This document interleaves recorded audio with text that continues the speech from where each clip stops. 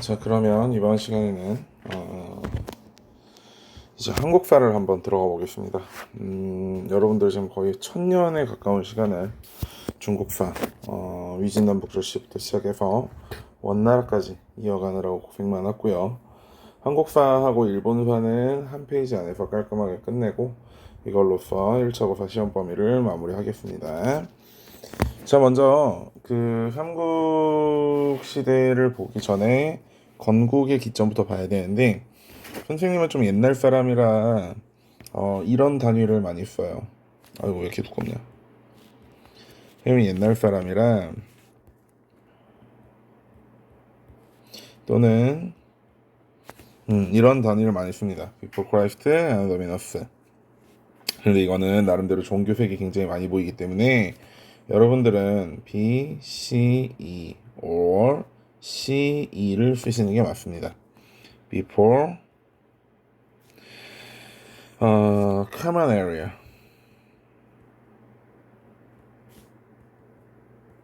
그러면 뭐 C2는 당연히 common area겠죠. 이런 식으로 단위를 써주는 게 낫습니다. 기원 전 기원 후를 얘기하는 거예요. 자, 그러면 한번 보겠습니다. 자, 우선 고구려부터 갑니다. 고구려부터 잠시만.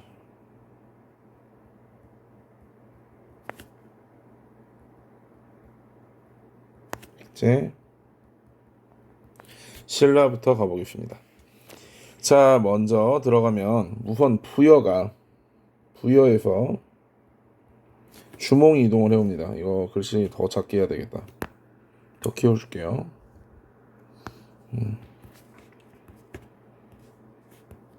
우선 부여에서 주몽의 이동이 일어납니다. 주몽이 이동합니다. 언제? B, C, 1세기. 그리고 한의 군현을 축출하죠. 대표적으로 낙랑궁 같은 곳이 있네요. 이런 식으로 이동이 되고, 자, 그 다음 볼게요. 계속. 자, 백제도 당연히 고구려에서 주몽의 아들이었던 온조가 이동합니다. 뭐 비륜이 이런 사람들은 뭐 동아샵에서 그 정도까지 세밀하게 내진 않으니까요. 고구려에서 온조가 이동하게 되는 거죠. 그렇죠? 이거 역시 같은 색입니다. BC 1세기경이에요.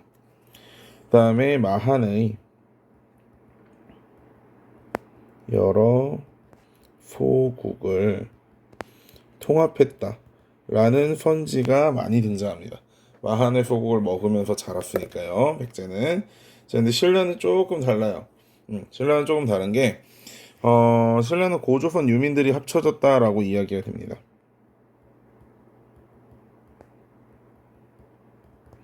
고조선의 유민들과 누가? 토착민들이. 이 고조선의 유민은 2번 정도 등장하게 되는데, 첫 번째는 준왕 세력들, 위만조선이 건국될 때 한 번이고, 두 번째는 우거왕 때 고조선 멸망 후에,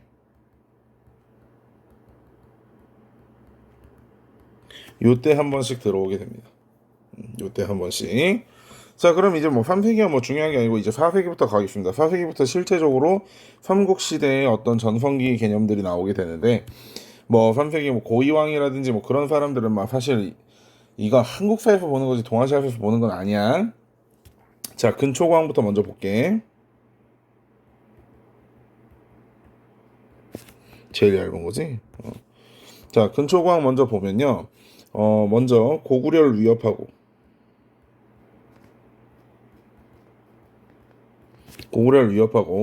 동진이라든지 가야라든지 이런 곳과 교류를 합니다. 외와 교류하고, 특히 외와는 뭐를 줬어? 칠지도를 줬습니다. 여기서 2015 개정교육과정에서 이탈된 영역들을 볼게요. 뭐였지?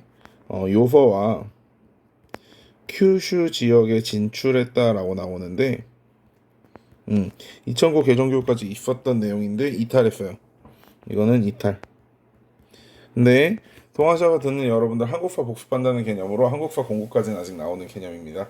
사실 이 내용은 중국의 사서 중에 딱 한 군데서밖에 등장을 하지 않고 나머지 사서에서는 보이지가 않고 있기 때문에, 그리고 실제 요서나 이런 쪽으로 진출을 했으면 어떤 유적이나 그런 것들이 발견이 돼야 되는데 그런 게 발견되고 있지 않아서 지금은 역사적 사실에서 조금 벗어났다라고 이야기되고 있습니다. 교과서가 조금 더 국뽕을 벗고 제대로 된 교과서가 되어가고 있는 거죠. 그리고 4세기 후반쯤 되면 침류왕이, 그래서 선생님이 여기다가 좀 이렇게 점선 처리를 해놓으라고 그랬잖아. 하늘 분할하게. 자, 침류왕이 뭐를 수용하게 돼? 불교를 수용하게 되죠. 어디에서? From 동진. 얘들아, 이 동진이 어떤 나라인지 알겠지? 남조에 있었던 그 동진이야. 위진남북조 이후에 위초고 시대 이후에 서진이 통일하고 서진이 오호가 내려오면서 도망가가지고 동진을 세웠잖아. 그 동진이야. 자, 그런데 이 상황 동안 고구려는 어떻게 되고 있었냐? 당연히 초창기에는 고구관왕이 죽어가지고 고구관왕이 전사하는 바람에 나름대로 많이 힘든 시간이었죠. 고구관왕의 아들이었던 소수리망은 아버지의 복수를 하고 싶은 마음을 꾹 참고 세 가지를 합니다. 뭐? 율령을 반포하고, 불교를 도입하고, 불교를 수용하고, 태학을 설치해서 교육을 힘씁니다. 교육을 힘쓰죠. 다시 말해, 뭘 한 거야, 얘들아? 체제 정비를 한 거지. 그치? 나중에 광개토 대왕이 휩쓸고 다닐 수 있게 체제 정비를 미리 해준 거죠. 대학. 자, 신라? 없습니다. 뭘 한지 없어요. 동아시아에서는 크게 안 보셔도 됩니다. 자, 5세기 넘어가 보겠습니다. 이제 누구의 전성기가 됐어요? 그렇죠. 고구려, 광개토 대왕이 등장합니다. 고구려.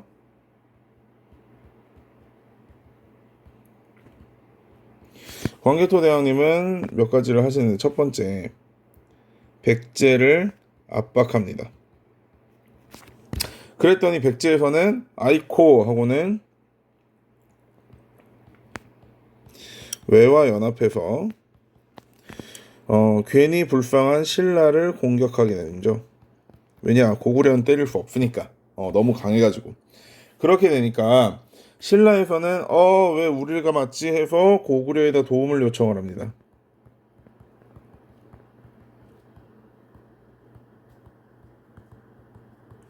그럼 순서로 정리를 해보면 백제 압박 1번, 신라 공격 2번, 고구려 도움 요청이 3번이네. 됐어? 자, 그 상황에서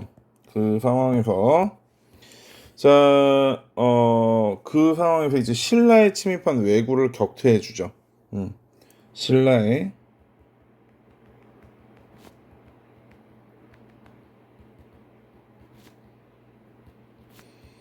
왜구를 격퇴해 줍니다. 이거 글씨 작게 하면 보이긴 하니? 보이긴 하는구나. 자, 왜구를 격퇴해 주게 되고요. 그래서 그거에 관련된 유물이 뭐였지? 호우명 그릇이었잖아. 호우명 그릇. 자, 그러고 나서 이제 연호를 사용하게 되는데, 영락, 영원히 즐겁다라는 연호를 사용하게 됩니다. 그러고 나서 백제와 신라에 공모를 한다. 조공을 요청하게 돼. 조공을 요구하게 돼. 자, 이게 조금 중요한 게 뭐냐면 나중에 여러분들이 이 영역을 묶어서 뭐라고 배우게 되냐면 독자적 세계관이다라고. 미안. 세계관이란다. 독자적 천하관이다라는 표현을 쓰게 됩니다. 독자적 천하관이라는 표현을 쓰게 돼. 자, 이게 무슨 말이냐면 수업 시간에도 얘기했듯이 만약에 어디 1학년 멸치같이 생긴 뭐 그런 애가 만약에 순고 페이스북이나 그런 데다가 내가 순고의 짱이다, 그러니까 불만 있는 사람은 찾아와 라고 얘기를 했단 말이야. 그러면 정말 많은 사람들이 찾아가서 그애를 갈구겠지. 그치?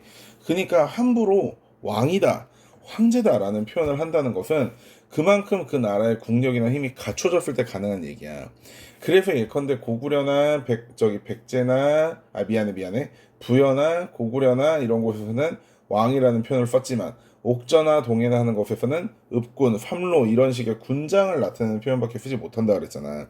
그런 거와 마찬가지로 생각을 해보면 돼. 자, 그런 상황 속에서 연호를 선정한다는 건 중국의 황제만, 그러니까 황제라는 사람만 연에다가 이름을 매겨서 사용할 수 있는 연호를 쓸 수 있다는 거야. 다시 말해 연호를 썼다는 것은 이미 고구려 내부에서는 고구려의 왕을 황제라고 부르고 있을 정도의 강력한 권위와 왕권을 가지고 있었다는 얘기고, 주변에서 연호를 쓴다고 하더라도 그거에 대해서 태클을 못 걸 정도로 고구려가 강력한 힘을 가지고 있었다는 뜻이에요. 그런데 본인이 황제국이 되기 위해서는 그 황제한테 입조해서 조공을 바치는 신하 나라가 필요하단 말이야. 주나라의 본권제를 생각해 보면 돼. 주나라의 본권제는 주가 있었지만 그 휘하에 본국들이 있어가지고 땅을 주고 군사적 충성과 세금을 바치는 그런 사람들이 있었잖아. 그런 나라들, 국가들이 있었잖아. 그런 국가가 필요하니까 백제와 신라의 조공을 요구하게 되는 거죠. 이해됐나요? 자, 그 다음에 5세기 장수왕 가봅시다.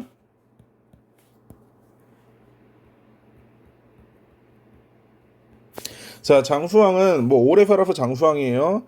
자, 장수왕이 했던 일 한번 볼까? 한강 유역을 장악하죠. 한강 유역을 장악하고 다원 외교를 펼칩니다. 다원 외교를 다른 말로 뭐라고 하냐면 등거리 외교라고 해요. 지금 교과서에서 용어 사용이 교과서별로 조금 혼재되어 있습니다. 다원 외교 또는 등거리 외교. 이게 무슨 말이냐면 어, 남조와 북조 모두의 북조 모두에게 조공 책봉을 받았다는 거죠. 이게 무슨 소리냐? 자, 지금 중국의 상황은 위쪽에 북조가 있고 아래쪽에 남조가 있어요. 북조는 뭐 북이, 동이, 서위, 북제, 북주 이런 거고 남조는 홍제, 양지 뭐 이쪽이겠지. 그리고 이쪽에는 고구려가 있어 얘들아. 얘들아 원래 여기 이쁜 여자 A가 있고 이쁜 여자 B가 한 반에 있다고 해봐. 이들 둘 사이는 경쟁 관계야. 그런데 고구려가 A의 쩔친이야. 그러면 일반적으로 B는 고구려를 싫어해야 정상이지. 잘생긴 남자 B를 싫어해야 정상이야. B는 미안해 C는. 근데 문제는 이 C가 슈퍼 인싸여가지고 C한테 잘못 보이는 순간 B는 학교 생활이 끝나버려. 그렇게 된다면 B 역시 누구와 친하게 지낼 수밖에 없어? C와 친하게 지낼 수밖에 없어. 이게 바로 그 시대의 상황이야. 북조와 남조 중에 북조가 아무래도 조금 더 싸움을 잘 합니다. 왜냐면 이들은 기본적으로 유목민족 출신들이고 이들은 농경민족 출신들이잖아.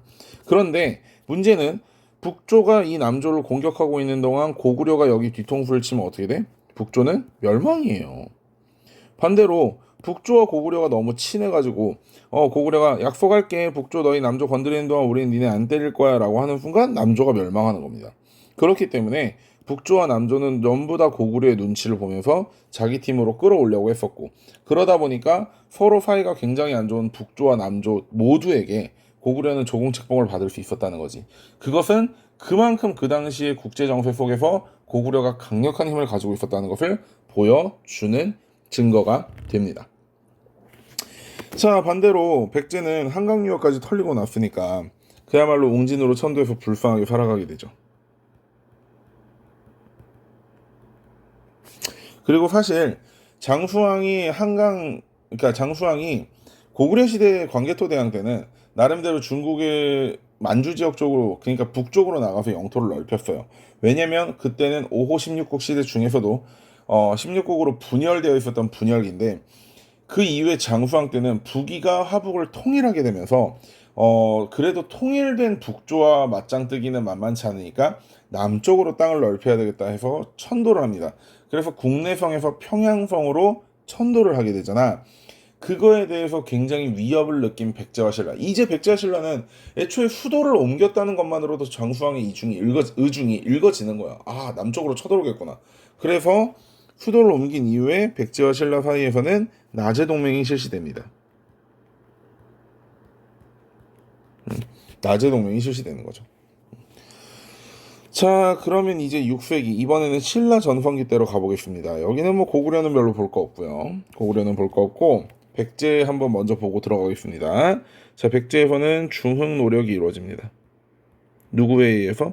주로 성왕에 의해서 노력이 되죠. 일단 먼저 남조와 교류가 일어나고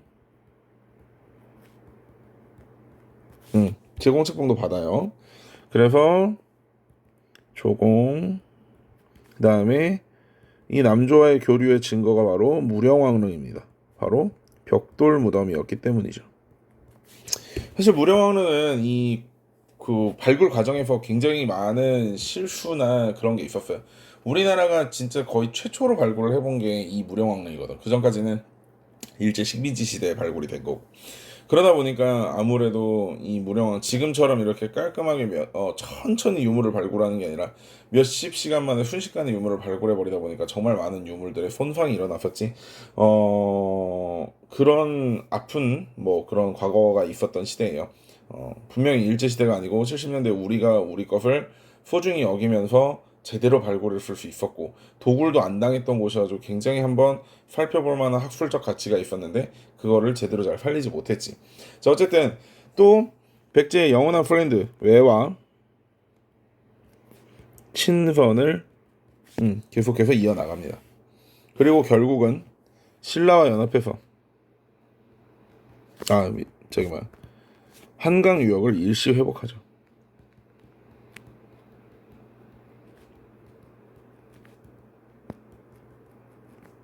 나제 동맹으로. 그럼 신라 볼까요? 원래 신라에서는 지법진으로 이어지는 6세기 서명제를 배워야 되겠지만 지증왕은 너무 지엽적인 내용이고 법흥왕부터 가겠습니다. 법흥왕 제일 중요한 거 2차도 뭐가 됐다고 우선 뭐를 공인해요? 불교를 공인합니다. 얘들아, 다른 지역은 불교가 전부 다 수용이었어. 여기서도 불교 수용이야. 그런데 여기만 공인한다는 얘기는 이미 불교는 고구려 무쿠자에 의해서 5세기 말부터 들어와 있었어요. 다만 그게 인정이 안 되고 있습니다. 왜? 이 당시 불교는 나중에 불교 파트에 가서 조금 더 자세히 설명하겠지만 왕의 강력한 권력을 그러니까 왕권을 위해서 도입하는 게 일반적이었어요. 그런데 다시 말해 왕권이 강해진다는 소리는 귀족의 권한들이 약화된다는 소리이기 때문에 신라의 토착 귀족들은 불교가 들어오는 것을 굉장히 반대하고 있었습니다. 그 과정에서 2차돈 모가지를 땄더니 흰 피가 올라왔다는 그런 기적이나 그런 뭐 좀 초자연적인 현상으로 인해서 신라의 불교가 드디어 도입이 되게 되는 거죠. 그리고 법흥왕은 또 율령을 반포하고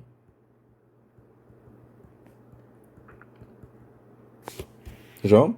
그다음에 골품제도 정비합니다.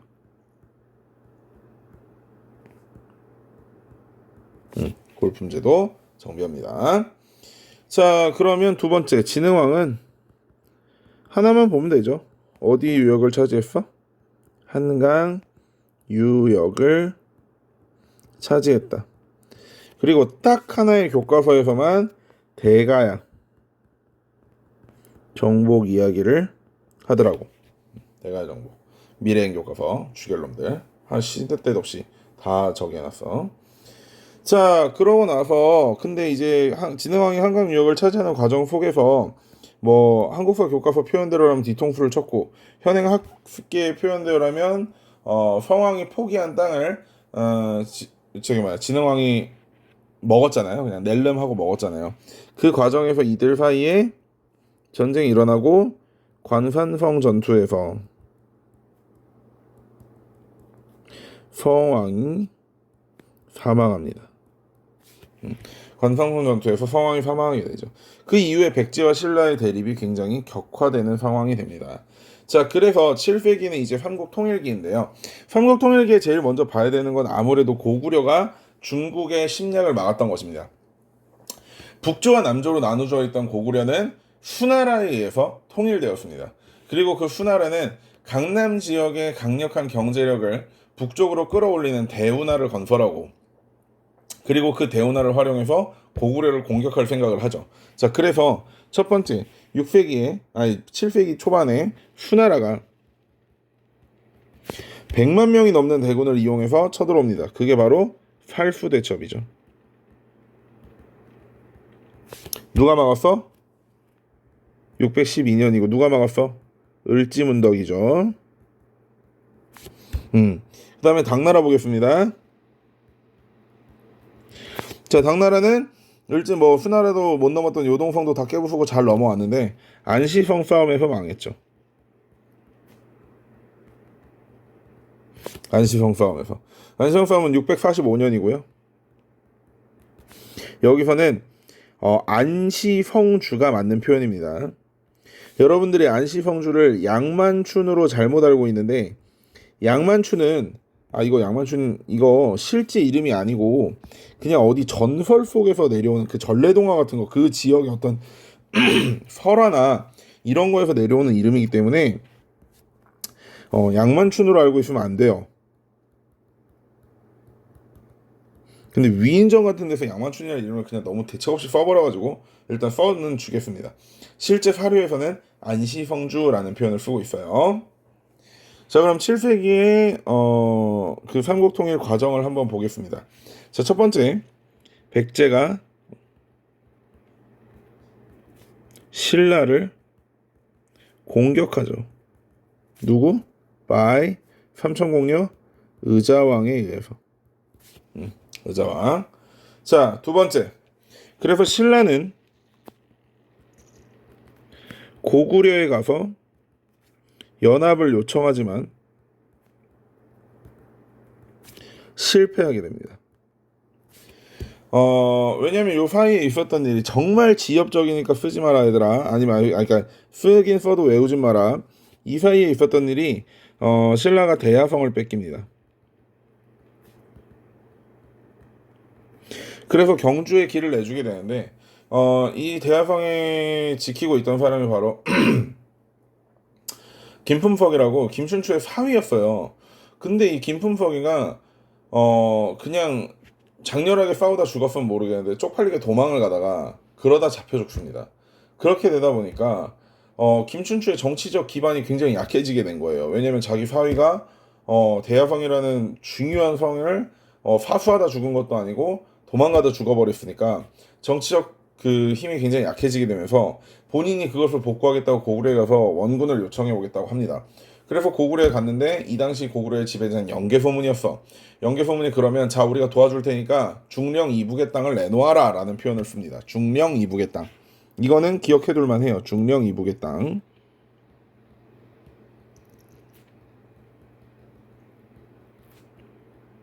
이게 어디냐면 한강유역 내놓으라는 소리야. 야, 말이 되냐? 씨. 그래가지고 한강유역을 내놓으라니까 그건 못하겠는데요. 그랬더니 그래, 너 그럼 감옥 가가. 감옥 고고싱 했어. 그래가지고 감옥에 있으면서 이제 고구려의 어떤 사람을 만나가지고 내가 여기를 어떻게 빠져나가야 되냐라고 물어보니까 토끼에 간 이야기를 해줬단 말이야. 별주부전 이야기. 설도해였나? 제가 잘 모르겠는데 그 고구려 사람 이름이 나도 이제 기억이 가물가물하다. 그래서 어쨌든 토끼에 간 이야기가 뭐야? 거짓말을 해서라도 빠져나가라 이거잖아, 그치? 그래서 중령 이북의 땅을 돌려주겠다고 하고 빠져나와요. 그리고는 당연히 약속은 안 지켰죠. 자, 그러고 나니까 이제는 어디를 가야 되냐면 세 번째, 당나라에 가서 도움을 요청을 합니다. 당나라에 가서.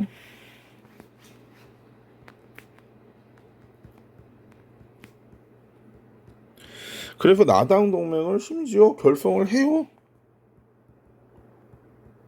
당나라 입장에서도 혼자 쳐들어가면 좀 그렇지만 뒤에서 신라가 도와주면 양쪽으로 공격해서 고구려를 딸 수 있겠지, 이런 생각을 한 거죠. 그렇죠?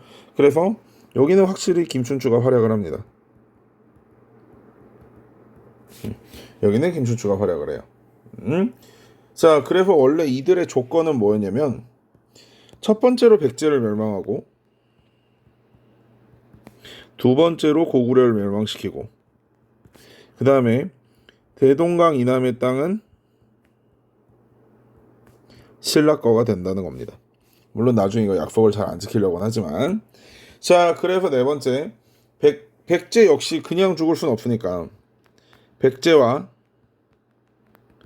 고구려와 백제의 영원한 프렌드 외와 당시 당나라를 압박하고 있었던 돌궐까지 십자 외교를 통해서 연합이 이루어집니다.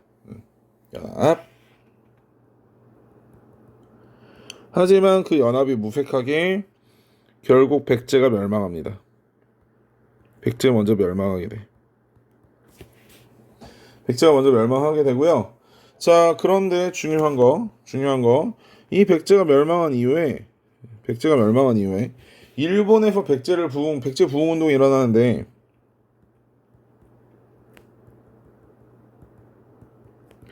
일본에서 이 백제 부흥 운동에 엄청난 힘을 실어주기 시작합니다. 그래가지고 거의 2만 명에 가까운 진짜 일본에 있는 모든 병사 다 팍팍팍 긁어왔다고 싶을 정도의 엄청난 병사를 데리고 오지만 결국 당나라 군대에게 패해요. 당나라와 신라 군대에게.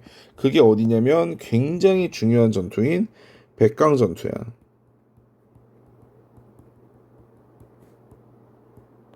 왜 중요하냐? 이 백강 전투가 바로 동아시아 최초의 국제전쟁입니다. 즉, 한, 중, 일이 전부 참여한 전투라는 거죠. 이 백강 전투가. 자, 그러고 나서 고구려가 멸망하게 되고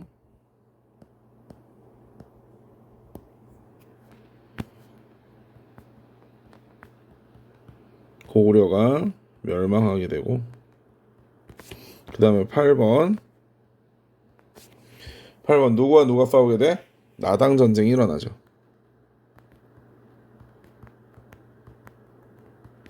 그래서 매소성과 기벌포에서 신라가 승리하면서 결국 삼국 통일이 이루어지게 됩니다. 자, 그렇게 되면 여기가 이제 거의 마무리가 됐고 신라가 마무리가 됐고요. 이제 통일신라와 발해를 한번 가보겠습니다. 통일신라와 발해. 자, 우선 통일신라부터 갈게요. 자, 위에는 그러니까 남북국 시대잖아. 북쪽에 누가 있었어? 발해가 있었고 남쪽에 통일신라가 있었죠. 그런데 일단 통일신라부터 가겠습니다. 자, 통일신라는 당연히 중대에는 중대가 뭔지 기억은 나냐? 상대, 중대, 하대 기억은 나? 얘들아? 성골이 왕했을 때는 상대, 진골 저기 애들이 왕했을 때는 중대. 그러고 나서 이제 개나 소나 다 뛰어나와가지고 왕권 개판되고 이놈이고 저놈이고 다 왕할 때가 하대, 뭐 이런 식이잖아. 자, 어쨌든 중대는 왕권이 강화가 되죠.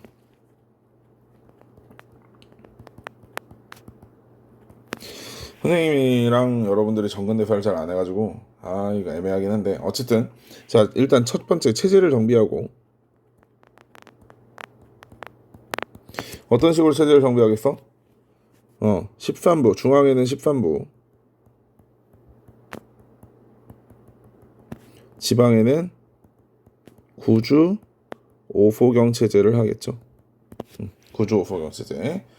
자, 그 다음에 또 중요한 게 불교예요. 불교. 그러니까 얘들아, 한국사와 접근하는 방법이 좀 틀린 이유가 생각해봐. 체제 정비라는 거는 결국 다른 나라의 체제들과 어떤 식으로 다른 점이 있는가, 당시 당나라의 삼성육부제를 도입했는가 안 했는가, 그걸 보려는 거야. 지방은 주연제와 이런 걸 비교해보자 이런 거고, 그 외에 신라 내부에서 일어난 뭐 관료전을 지급했느니 뭐 노급을 폐지했느니 이런 거는 다루지 않아. 왜? 이건 동아시아사니까. 그건 한국사에 가서 다뤄야지. 두 번째가 바로 불교가 나오는 이유도 다른 지역의 불교와 어떤 차이가 있는가, 다른 국가의 불교와 어떤 비교를 할 수 있는가, 그걸 위해서 바로 불교가 나오는 거거든. 이 당시 불교는 교종이 유행했지. 교종은 귀족, 교리, 경전으로 이야기돼. 아직 모르겠으면 필기만 하고 따라오세요. 아직 모르겠으면 어차피 불교에서 제대로 한번 다시 설명을 해줄 겁니다. 자, 그런데 반대로 중대 하대는 왕권이 약화돼요. 하대의 왕권이 약화돼서 반대로 이제 권력이 누군가 다른 사람들에게 들어가겠지. 그러니까 지방 세력이었던 호족이 성장하게 됩니다. 지방 세력이었던 호족이 성장하게 돼. 이 호족은 나름대로 무인 세력도 있고 지방에 토지도 소유하고 있고 그런 느낌이에요. 토지와 군사력을 소유하고 있다라는 것을 조금 기억해 주면 좋겠습니다. 적자, 토지와 군사력을 보유하고 있다. 호족이 성장하고 있고요. 자, 불교는 이번에는 교종이 아니라 뭐가 성장하고 있어? 선종이 성장하고 있습니다. 참선, 수행, 참선이나 수행이나 그리고 서민적인 거. 자, 그런데 이 중대 교종에서 조금 중요하게 봐야 되는 사람이 두 사람이 있어요. 해골물 아저씨하고 의상 아저씨입니다. 해골물 아저씨와 의상 아저씨.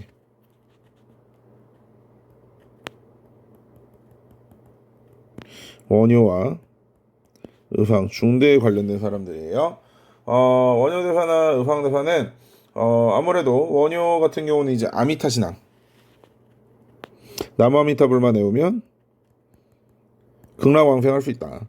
즉 이 어려운 사실 교종이라는 게 경전을 보고 교리를 배워야 되는 학문이다 보니까 이거 나중에 불교에서 한번 더 자세하게 할게. 굉장히 그 귀족들이나 글을 읽을 수 있는 왕이나 귀족들 중심으로 퍼졌지 서민들에게는 나름대로 불교가 아직 퍼지지 못한 상황이었거든. 그 상황에서 원효는 노래를 짓거나 이러면서 백성들과 함께 다니면서 야, 잘 생각해라. 아미타불만 외워도 우리는 다 천국을 갈 수 있어. 불교라는 게 어려운 게 아니다라고 하면서 불교의 대중화를 꿈꿨고 의상 역시 화엄종을 개창하면서 뭐 그림으로 화엄종을 설명한다든지 그런 식의 여러 가지 노력을 통해서 백성들이 불교를 직접 느낄 수 있게 해주려고 했던 사람들입니다. 의상은 화엄종. 불교에서 더 자세히 설명할게요. 자, 이 정도 보면은 뭐 통일신라는 마무리할 수 있고요. 그럼 이번에 발해 가보겠습니다. 자, 발해는 누가 세웠어? 그렇죠. 대조영이 건고겠죠. 대조영.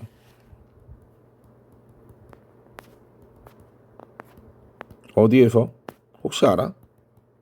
동모산이라는 곳에서 했어. 동모산. 동모산이라는 곳에서. 자, 민족구성은 일반적으로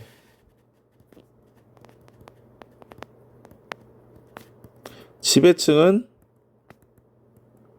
고구려인, 피지배층은 말갈인입니다. 피지배층은 말갈인. 자, 그래서 이들은 이런 표현을 쓰기도 해요. 교과서별로. 주변 말갈족의 복속을 강요했다라는 표현을 쓰기도 합니다. 교과서별로. 그리고 이 말갈이라는 인간들은 너희가 아는 말로 고쳐주면 말갈은 여진족을 이야기합니다. 여진족을 이야기합니다. 여진족. 자, 그러고 다시 그러면 이제 그 다음에 이제 발전을 보면 발해 발전에서는 세 명의 왕만 기억하면 된다. 무왕, 문왕, 선왕 셋만 기억하면 돼. 자, 먼저 무왕 볼게요. 무왕은 연호를 사용했는데 인안이라는 연호를 사용했고 인안 당나라의 산동반도를 공격했어.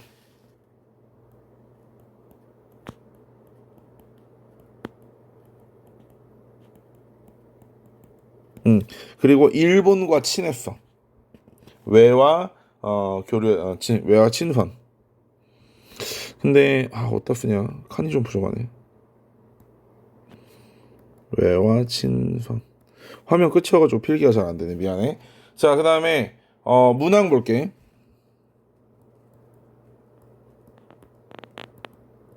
문왕 때는 당하고 친하게 지냈어. 그러니까 무왕 같은 경우만 해도 대조영의 바로 아들이었고 고구려를 멸망시킨 게 당과 신라였기 때문에 당에 대해서 굉장히 안 좋은 감정을 가지고 당나라를 때려잡았지. 산동반도를 먼저 공격했으니까. 혹시나 이름 하나 기억해두면 더 좋은 거긴 한데 이 당시에 산동반도를 공격했던 장군의 이름이 장문휴야. 그래서 사료에서 장문휴 같은 사람이 혹시나 등장할 수 있거든. 뭐 나중에 정말 외울 게 없으면 이런 것도 한번 외우면 좋습니다. 자, 그러고 나서 당과의 교류가 있었는데 뭐 발해 사신들이 묵었던 발해관이라든지, 그쵸? 그 다음에 삼성 육부제를 도입했다든지, 그 다음에 주자감이라는 국자감을 따라서 주자감이라는 뭐라고 해야 돼 이거 저기 교육기관을 세웠다든지, 상경성, 발해의 상경성은 장안성을 본따서 만든 수도예요. 이런 것들이 있겠죠, 교류가. 자, 그리고 마지막 선왕 때는 해동성국으로 불렸어. 바다 동쪽에 겁나게 좋은 나라다라고 불렸단 말이야. 그런데 이제 멸망은 누구에게 멸망했어? 뭐 이쪽에다 쓸게 그냥. 멸망 by 거란족에게. 우리 요 나라가 그 발해 멸망시킨 거 배웠잖아, 그렇지? 언제? 926년에. 그렇게 멸망하게 됩니다. 자, 이렇게 해서 8세기에서 10세기까지 저기를 살펴봤어요. 저기를 살펴봤어요. 자, 그러면 고려를 들어가기 전에 먼저 일본을 마저 하고 그 다음에 고려로 넘어가 보겠습니다. 일본을 먼저 하고, 아니다, 여기서 지금 36분을 했으니까 여기서 한번 끊고 일본사 하고 고려사 하고 다시 또 일본사 하고 이렇게 해가지고 나머지 한번 끊을게. 자, 여러분 고생했습니다. 안녕.